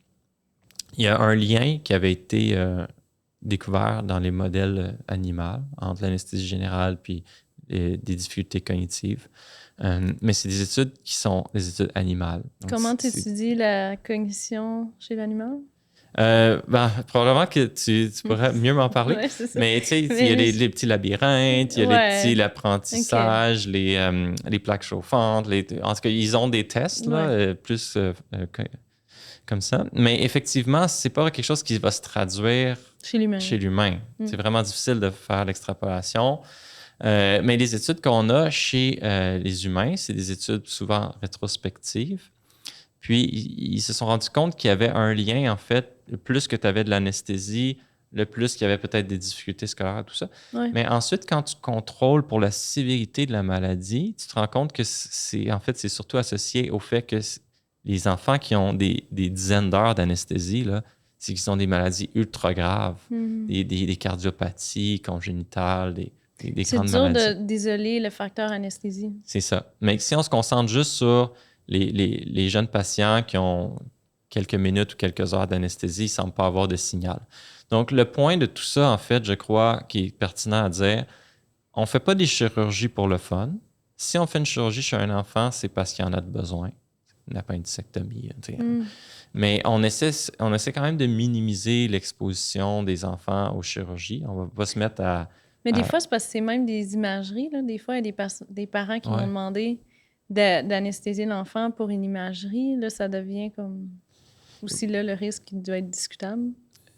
Discuté, je veux dire. En fait, le point, c'est d'éviter les anesthésies qui sont évitables, mais, des fois, on n'a pas le choix. À 100% faire l'anesthésie qui est non évitable. Ouais. Puis, disons une chirurgie d'oreille, des fois, les patients veulent faire la chirurgie d'oreille, ils veulent vraiment la faire. C'est pas la fin d'une catastrophe non plus qu'il y ait une anesthésie. C'est un enfant qui est en bonne santé, puis que c'est sa première, ça prend une chirurgie, puis tout ça. Mais y a-t-il un âge à éviter jusqu'à un certain âge? On est-tu mieux d'attendre un peu ou même un enfant d'1 an? Ou... Ça, je ne sais pas s'il y a un cut-off d'âge. Okay. Ça, je ne sais pas. Maintenant, chez la personne âgée, effectivement, il peut plus être exposé à l'anesthésie, que ce soit générale ou même une rachis. Ah oui? Oui. Parce que c'est aussi l'hospitalisation, la chirurgie qui ont des impacts, les médicaments qui vont se voir en post-opératoire. Donc, par exemple, il y a eu beaucoup d'études sur la chirurgie de la hanche. C'est-tu mieux la faire sur anesthésie générale ou sous rachis?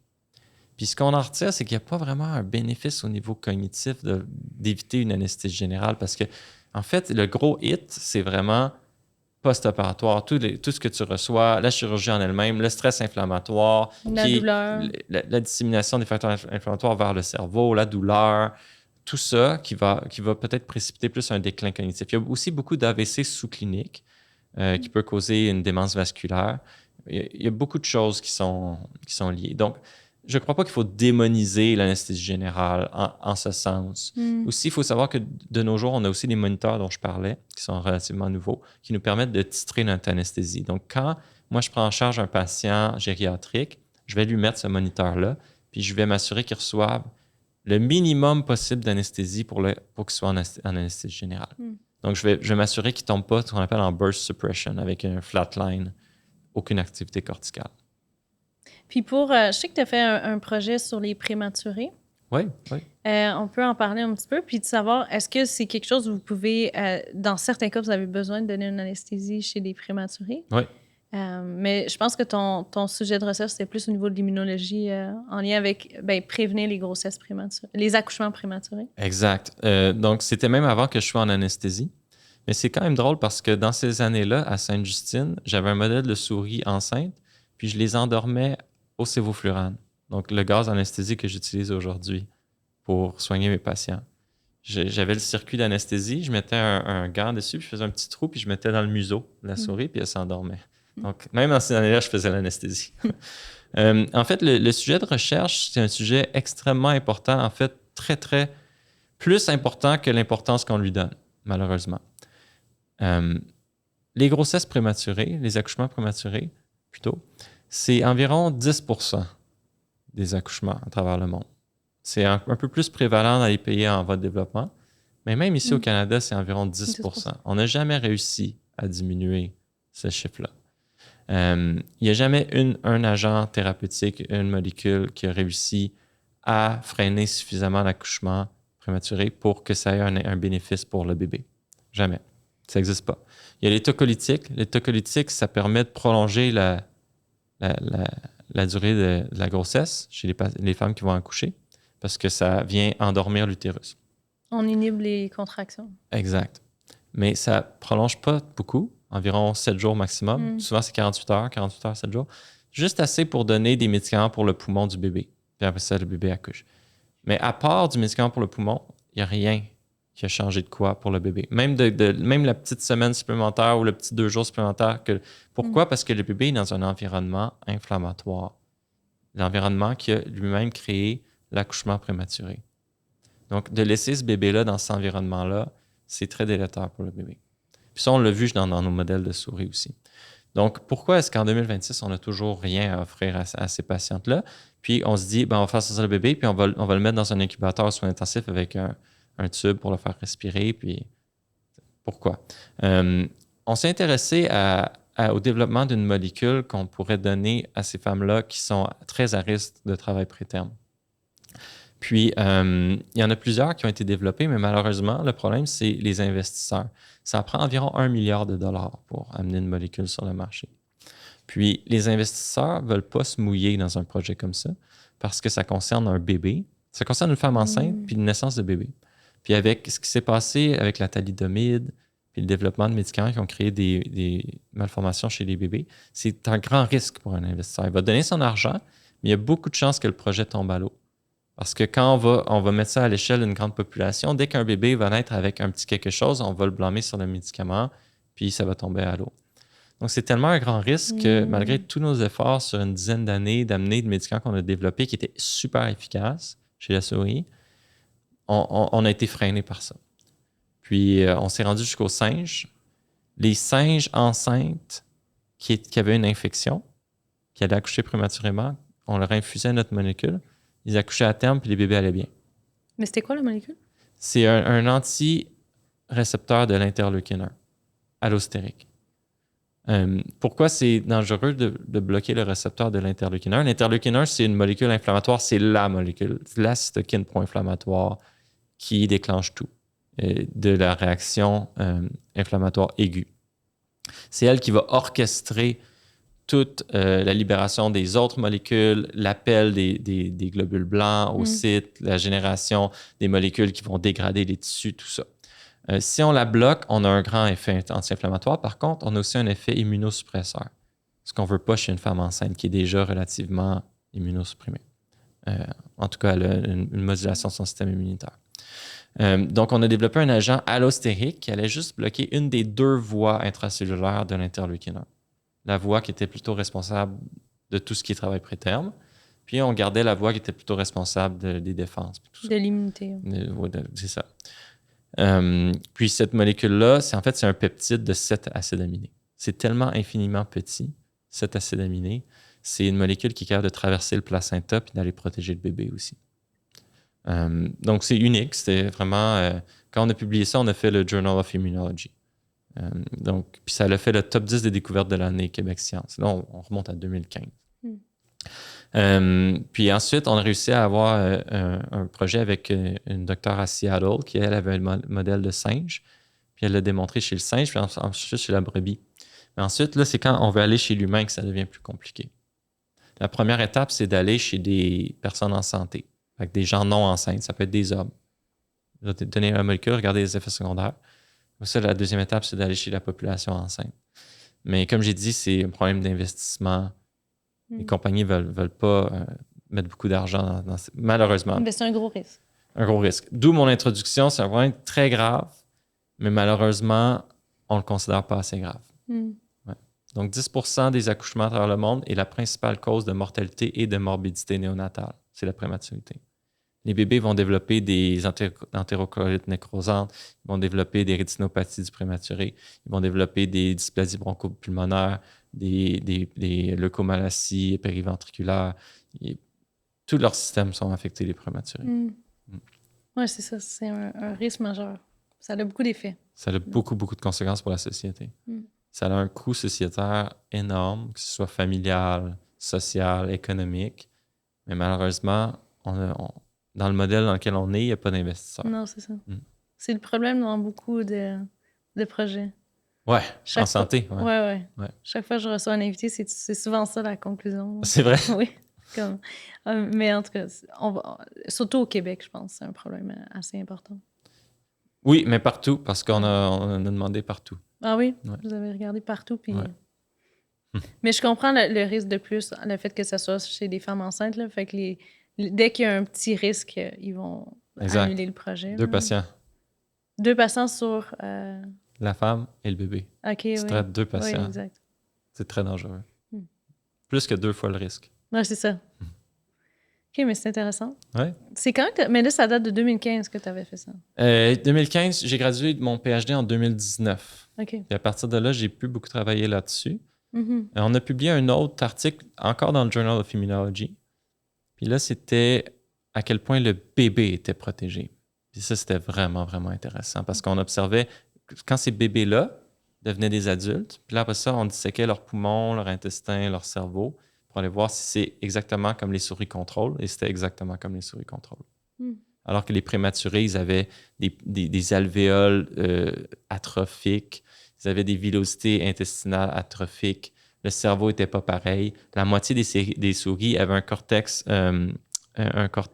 visuel qui ne fonctionnait pas, donc ils étaient aveugles. quand on faisait un potentiel évoqué visuel, l'influx ne se rendait pas jusqu'au derrière de leur cerveau. Alors que les souris de notre groupe traité, ils avaient un potentiel évoqué visuel normal. Ce que ça montre un peu, c'est que l'inflammation a beaucoup d'impact sur l'organogénèse, donc la formation de tous les organes. Exact. Pendant la croissance. 100%. Je crois que c'est un mécanisme de défense parce que si on oublie l'humain dans une société, on met l'humain dans la nature. Une femme enceinte qui a une infection sévère, je crois que la survie de l'espèce a favorisé de se débarrasser du bébé, donc provoquer l'accouchement. Donc, tout l'utérus, tout le placenta, toutes les membranes amniotiques sont programmées pour que dès qu'il y a un stimulus inflammatoire, on sort. C'est vraiment ça, c'est orchestré comme ça. Il y a des métalloprotéinases qui vont dégrader la membrane amniotique qui sont associées à l'inflammation. J'ai d'autres questions. Avais-tu d'autres choses par rapport à ça? Non, c'est pas mal. Mais c'est intéressant de parler de... Puis, ma dernière question, ce serait, est-ce que ça l'a juste bloqué au singe? On a comme pas été plus loin. Aux dernières nouvelles. Okay. Aux dernières nouvelles. Donc, depuis la fin de mon PhD, je discute encore avec l'équipe qui m'avait accueilli, le laboratoire du docteur Sylvain Chemtob. Il y a encore des avancées, mais à ce que je sache, ils ne sont pas encore rendus à l'humain. OK. Ouais. Donc, est-ce que... Bon, les autres questions que j'ai... est-ce qu'on peut se réveiller pendant une chirurgie? Mais là, on en a parlé déjà un petit peu. Mais ça arrive. Ça m'est arrivé une fois, là. À toi? Pendant on était en train de faire une chirurgie, puis que le patient se réveillait. Pas à moi, j'ai jamais eu d'anesthésie. Okay. Je sais pas si toi, tu as déjà subi une anesthésie. J'ai reçu de la kétamine pour me faire replacer le poignet. C'est tout. Ouais. Fait que oui, pendant qu'on faisait une chirurgie à un patient, il s'est réveillé, puis on veut pas ça. Là. Ah, t'as-tu plus de détails? Tu te souviens de ça? Mais attends, c'était quoi la chirurgie? C'était peut-être pas une chirurgie d'anesthésie générale. Oui, c'était une anesthésie générale. Oh, ça, c'est pas très bon. Commençait à bouger, puis là, on l'a senti, puis là, on regarde l'anesthésiste, puis là, finalement, c'est ça, pas complètement réveillé, mais assez pour vouloir bouger, là, puis je pense que c'était intestinal ou quelque chose comme ça. Tu vois, si le patient avait été curarisé, vous n'auriez pas su. Mais c'est pas bon de ne pas le savoir, parce qu'on peut ressentir. C'est ça que je dis. C'est ça. Donc, un des facteurs de risque d'awareness, c'est d'être curarisé. Là, par chance, il n'était pas curarisé, donc avant de se réveiller, il bouge. Ouais. OK. C'est intéressant. Mais là, vous le savez maintenant à cause des moniteurs. Fait que si quelqu'un a peur de... je voulais rassurer là, les patients. Je comprends. On finit par se rendre compte à cause des moniteurs. Est-ce qu'on le sait à la seconde précise où il se réveille? Est-ce que notre moniteur l'affiche? Non. Il va y avoir un délai de peut-être 30 secondes. Mais tu as raison de dire que ça va pas durer longtemps qu'il va être réveillé, même s'il est curarisé. Puis les gens n'ont pas de souvenir, comme on a dit tantôt. Là, même souvent, ils n'ont pas de souvenir, tu as raison. Ou pas de douleur. Mais tantôt, quand tu parlais des chocs post-traumatiques, le trauma étant la chirurgie, c'est ça que tu voulais dire? Mais le trauma étant... Puis tu sais, c'est difficile d'en parler parce qu'on ne l'a pas vécu. Mais d'être pris dans ton corps, puis pas être capable de bouger ou d'avertir les autres qu'on est réveillé... Puis même si tu n'as pas de douleur parce que tu as du fentanyl ou peu importe, d'anticiper, de savoir qu'on est en train de t'opérer dans le ventre, puis d'anticiper que ça pourrait faire mal, puis de savoir que tu ne peux pas le dire, puis de pleinement avoir conscience que tu es là, c'est pas un rêve, tu es là, ça va être ultra paniquant. Ultra paniquant. Oui, oui, j'ai une femme qui m'a dit une fois, son pire cauchemar, la pire chose qui pourrait y arriver, c'est de retomber dans le coma. Parce qu'elle, dans le coma, elle pouvait voir les gens autour, elle pouvait sentir qu'ils étaient là, mais elle ne pouvait pas rien faire, elle ne pouvait pas répondre. Elle se sentait comme juste prise. Là. Ouais. Fait que c'est rarement ça, mais il y a une en particulier qui me disait que, parce qu'elle avait une maladie immunitaire qui était assez rare, la porphyrie. Ouais. Fait que là, elle espère. C'est la seule chose qu'elle souhaitait, c'est de jamais retourner dans le tout coma. Puis elle pouvait être 1 mois dans le coma, je pense qu'elle m'avait dit déjà. À cause de sa maladie? Ouais. OK. Fait en tout cas, c'est juste intéressant de savoir que parfois, c'est ça. Il y en a qui peuvent avoir les souvenirs, mais de ne pas pouvoir réagir. C'est de là le trauma, je pense. Je crois que oui. Ouais. Puis, est-ce que c'est vrai qu'on peut dire n'importe quoi quand on se réveille? T'as-tu beaucoup de cas de... Ouais. C'est souvent même... En fait, quand on se réveille, oui, mais aussi quand on s'endort. Quand on s'endort. Parce que souvent, ce qu'on fait en salle d'op, c'est qu'on met la veine, puis après ça, on donne du Versed pour que le patient puisse être plus détendu le temps qu'on continue de mettre le brassard à pression, la saturo, les moniteurs. Mais là, c'est là que la désinhibition se fait sentir. Parce que le Versed, c'est comme 3-4 bières. Pour mettre ça simple, 3-4 verres de vin, 5-6. Donc, t'es comme un peu sous, désinhibé. Puis là, on en entend des choses. Moi, je me souviens, une fois, j'étais avec un de mes patrons, hommes, puis on faisait l'anesthésie d'une gentille dame dans la 80aine d'années. Vraiment, vraiment toute coquette, gentille. Tu sais, elle s'était même mis du maquillage pour sa chirurgie, puis tout ça. Puis vraiment adorable. Je lui ai donné un petit peu de Versed, puis là, on lui met le masque à oxygène, puis là, on lui dit « Choisissez-vous une belle pensée, puis on va bientôt vous endormir. » Puis là, elle nous a dit « Ben, je vais penser à 2 jeunes hommes tout nus. » Et elle s'est endormie. Et des fois, tout ce qui peut leur passer par la tête, ils vont le dire. Fait que t'en as entendu. Ouais. Mais au réveil, moins, parce qu'on dirait, tu sais, nous, en tant qu'anesthésistes, on amène nos patients en salle de réveil, on s'assure qu'il va bien, les signes vitaux sont bons, mais on reste pas là. Il y a un infirmier qui entend tous les trucs. C'est ça. Ouais. Mais pour répondre à la question, oui, c'est vrai que souvent, c'est désinhibé puis il y a beaucoup de choses qui sont dites. Ça arrive, ouais. Assez souvent, je pense. Ouais. Ensuite de ça, y a-tu, pour finir, des mythes, des choses que tu trouves qui est complètement faux sur l'anesthésie, mais que tu entends souvent comme juste une idée générale ou un...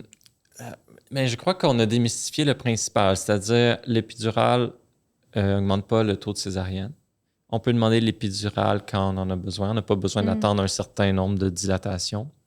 Non, tu ne vas pas ne pas te réveiller de ton anesthésie à cause que les gaz d'anesthésiant vont ça, c'est pas vrai. Puis le dernier, puis ça, c'est plus mon agenda personnel. Mais non, l'anesthésiste ne fait pas juste mettre la switch off, puis il s'en va prendre un café.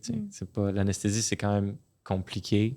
C'est 5 ans de résidence, plus peut-être une spécialité additionnelle. Donc, tu sais, l'anesthésiste, c'est un médecin compétent qui c'est pas juste... Mais on l'entend souvent. Le préjugé.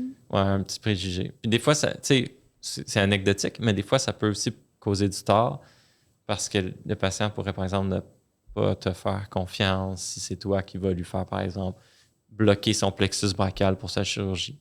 Parce qu'il s'attendait à ce que ce soit un médecin qui fasse ça. Là, il faut lui rappeler, ouais, l'anesthésiste, c'est un médecin, puis c'est nous qui sommes formés pour... Ouais, ça arrive des fois.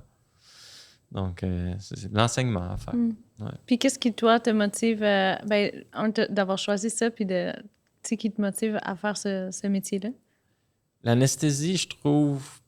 Probablement que tout le monde dit ça, mais je trouve que c'est la meilleure spécialité médicale. Mais en fait, sûrement que tout le monde dit ça de sa spécialité. Mais pourquoi est-ce que moi, je trouve que l'anesthésie, c'est le meilleur?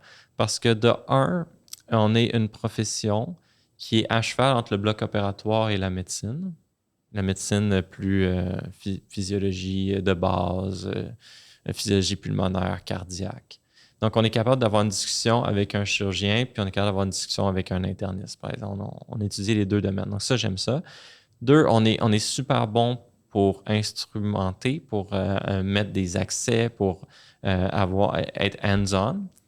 Donc, si je suis dans un avion puis qu'on demande, y a-t-il un médecin dans l'avion, je vais être capable, oui, de faire une évaluation de mon patient, mais si j'ai besoin de lui donner un soluté et des médicaments intraveineux, parce qu'ils en ont dans les avions, je vais être capable d'y mettre son intraveineuse rapidement, puis moi-même mettre les médicaments, faire le vide de mon soluté, tu sais. Fait que ça, c'est un peu à mi-chemin entre le nursing puis la médecine, ce que j'aime beaucoup. Ensuite, l'aspect pharmacologie. Moi, j'ai fait un PhD en pharmacologie. C'est une des choses qui me fait choisir l'anesthésie. Donc, comme tu peux le voir, les médicaments, il y en a plein. On fait des mélanges, on fait des potions. Chaque anesthésiste a ses mélanges, a ses formules, a ses potions. Ça, j'aimais ça aussi. Selon ta compréhension de la pharmacologie, des courbes dose-réponse, etc. Oui, puis on ne l'a pas mentionné, mais aussi, il y a un aspect de l'anesthésie qui est beaucoup la gestion de la douleur.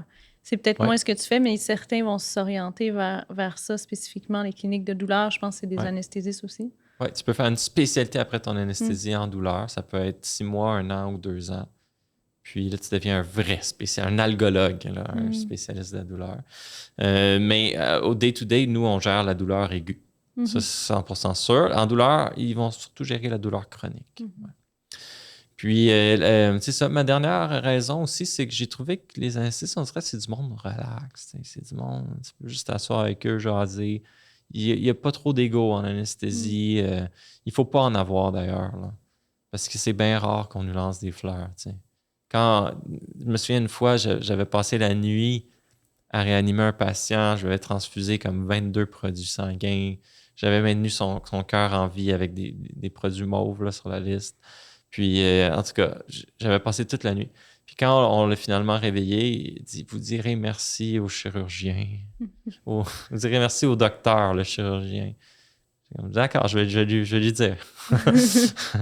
Mais c'est ça. Les gens vont rarement se rendre compte de ce que l'anesthésiste fait. Donc, on reçoit rarement des remerciements. Mais c'est correct parce qu'on est présélectionné dans le processus de sélection pour pas être du monde trop d'ego. Sinon, ça ne marcherait pas. Là. Ouais. OK. Mais c'est super intéressant.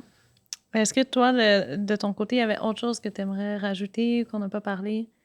On n'a pas trop parlé de réseaux sociaux, mais Non, c'est correct vrai. aussi. Mais moi, je suis intéressé à savoir, toi, comment tu t'es lancé.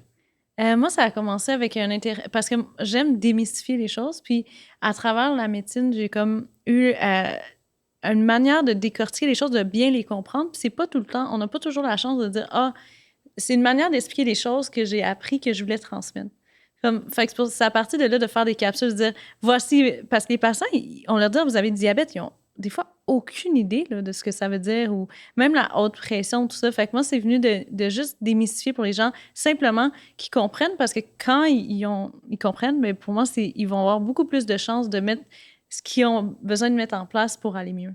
Parce qu'ils catchent pourquoi. Mais si c'est juste, des fois, je prends un médicament, je sais même pas le nom du médicament, puis pourquoi je le prends, ça, pour moi, ça les déresponsabilise, puis ça fait que c'est moins bonne prise en charge, puis ils vont aller moins bien.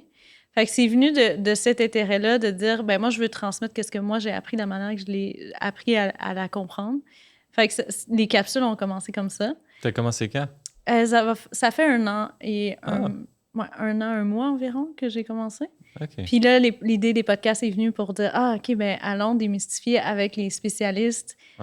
Puis là, de plus en plus, tu sais, je découvre moi-même en le faisant qu'est-ce que j'aime, puis pourquoi je le fais, puis ça évolue, là. C'est cool. Puis pourquoi est-ce que tu as choisi TikTok ou est-ce que tu fais l'autre plateforme? Ben, ça a commencé avec TikTok parce que le format de capsule, ça fonctionnait. Ouais. Puis là, après, on est un peu allé avec Instagram, Facebook. Okay. Là, c'est plus Facebook qui se met à marcher. Mais c'est vraiment le format capsule qui marchait bien avec TikTok. Mais moi, personnellement, j'avais jamais ouvert TikTok avant. Je trouvais ça un peu agressant comme application, qu'il y a toujours des vidéos, là. C'est très stimulant. Fait que c'était pas une application que moi, personnellement, j'utilisais. Puis, beaucoup de gens me disaient « Ah, moi, je pensais que c'était juste des gens qui dansent sur TikTok, des choses comme ça. » Mais fait que c'est là qu'on dirait le format que moi, je faisais marchait mieux avec TikTok. C'est vraiment intéressant. Mais ça évolue. Tu sais, là, depuis qu'on a commencé les podcasts, ben c'est sûr, c'est YouTube. Il y a les shorts qu'on met un petit peu partout. Oui. Donc, durant la COVID, j'étais beaucoup sur TikTok. Puis, la façon que moi, j'avais d'aller chercher les autres spécialistes, toi, tu le fais avec le podcast, c'est parfait. Durant la COVID, on faisait des lives TikTok. Donc, j'avais, disons, je ne sais pas si tu connais, mais Dr. Elie Haddad, qui est un immunologue de Sainte-Justine. On lui avait créé son compte TikTok. Puis, il venait en live avec moi, puis avec un gastro-entérologue, puis avec un intensiviste, puis on était 4. Puis là, on parlait d'une question commune, disons la COVID. Puis là, lui, il avait son numéro. Ah, c'est cool, ça. Si c'est quelque chose que tu veux explorer. Puis ça se fait encore? Tu fais encore ça un peu? Oui. Des fois, avec Dr. Joseph Dayen, qui est J'en ai vu un, justement, hier. Parce que Dayen est venu ici. Il est venu pour un podcast aussi. OK. Puis il me disait que en fait, c'est toi qui l'as fait connaître sur TikTok. Sur TikTok. Lui, il était sur Twitter dans le temps. C'est ça. Ouais. Il nous a conté ça aussi. J'ai pris une de ses capsules de Twitter qui avait eu, je pense, 5 ou 10 000 vues. Puis je l'ai mis sur mon TikTok avec sa permission, bien sûr. Ça a eu 750 000. C'est là qu'il a compris, OK, ça se passe sur TikTok. Puis ça a eu 750 000, puis le lendemain, il y avait un article dans TVA Nouvelles là-dessus. Pour vrai? Ouais. OK. Ouais. Mais tout ça pour dire, si jamais ça te tente de faire un live, c'était un sujet que tu veux explorer sur l'anesthésie en live sur TikTok. Puis là, il y a des gens qui se joignent puis qui peuvent chatter en live, poser leurs questions.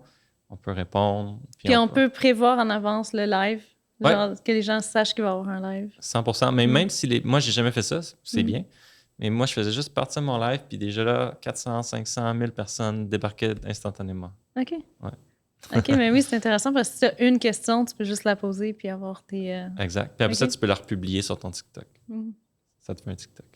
Fait que toi, tu es surtout sur TikTok aussi, les plateformes? Avant, j'étais sur Facebook, Instagram, TikTok, YouTube. Mais maintenant, je suis sur TikTok. OK. Facebook, j'ai été banni. Pourquoi? Parce que j'ai publié un article du New England Journal of Medicine. Puis à ce moment-là, l'algorithme de Facebook était hyper agressif sur la COVID.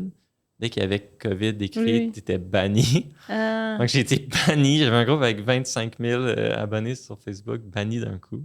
À cause de New England Journal of Medicine. Il disait c'est de la fausse information. Facebook disait ça.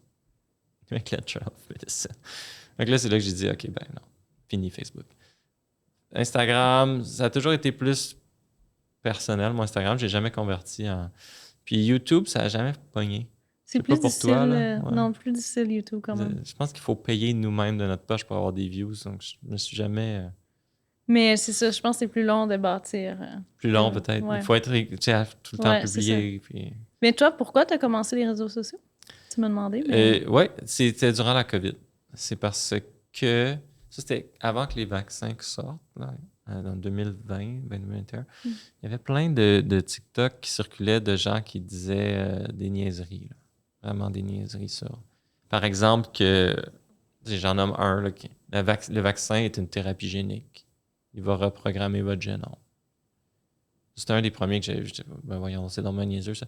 J'avais ouvert les commentaires de cette vidéo-là, puis tout le monde était comme « Ah ouais, je savais pas. Ah ouais, OK, mais je le prendrai pas. Ah ouais, OK. » J'ai comme « Mais voyons, il faut que quelqu'un dise quelque chose. » Donc, j'avais fait une vidéo, j'étais de garde. Il se passait rien au bloc. J'avais fait une vidéo, j'aurais dit « Regardez, j'ai vu ça, là. Moi, je suis médecin, puis c'est pas vrai, tu sais, faites-vous-en pas. » La vidéo a été visionnée comme... Je me souviens plus combien de fois, mais c'était... Je me souviens qu'il y avait 27 000 likes sur la vidéo. C'est énorme. Puis il y avait 3000 commentaires. Une petite vidéo comme ça. Puis là, je m'étais dit, bon, problème réglé, la désinformation est finie. Puis comme une semaine après, je regarde, puis non, il y en avait encore. Fait que là, j'ai fait un autre, puis de fil en aiguille, ça a été ça. Okay. Mais au début, je n'étais pas affiché sur les réseaux sociaux comme je le suis maintenant. C'était juste sur mes passe-temps. Fait que pour toi, c'était vraiment pour la désinformation, puis informer les gens. Oui, exact. 100%. C'est ça que tu continues à faire. Oui, mais moins, parce que je sais pas toi comment ressemble ton algorithme, mais moi, j'en vois plus tant que ça des choses des choses fausses qui circulent. Durant la COVID, c'était énorme. Mais en ce moment, tu sais, disons, j'en ai vu un l'autre jour, mais il y avait déjà quelqu'un qui l'avait démystifié, puis les gens y croyaient pas. OK. C'est fini. OK. Fait que j'y trouve plus autant de... Mais toi, ce que tu fais, c'est vraiment bien. J'ai jamais réussi à avoir un tel niveau de professionnalisme dans la façon que c'est fait. Moi, c'était plus, je prenais mon téléphone, j'étais de même, puis je jasais. Donc, j'adore ce que tu fais. Mais shout-out aux gens en arrière. Ouais, c'est ça. J'ai une belle équipe qui m'aide pour ça. Incroyable. Ouais. Merci. Mais merci. Puis, moi, c'est sûr que je vais continuer. Puis peut-être qu'on va se revoir pour soit un autre podcast ou un live si j'ai des questions dans lesquelles tu peux amener un petit peu d'informations. Ça serait vraiment le fun. Ouais. Puis toi, n'hésite pas à me demander aussi. Si jamais cool. T'en fais. Ouais. Parfait. Mais merci de ta présence. On a appris beaucoup sur l'anesthésie. Puis voilà, c'est tout. Merci. J'espère que vous avez apprécié l'épisode avec Dr Nadeau-Vallée, que ça vous a surtout aidé à mieux comprendre l'anesthésie en général, tous les rôles qu'ils ont à faire, qu'on est souvent, on s'en rend pas compte, mais ils en font beaucoup. Puis aussi, si jamais vous avez un épidural à venir, une césarienne même ou une chirurgie, que ça vous aide un peu mieux à comprendre comment ça va se passer, comment se passe l'anesthésie, puis que non, c'est pas à cause de l'anesthésie que vous pourriez pas vous réveiller, par exemple.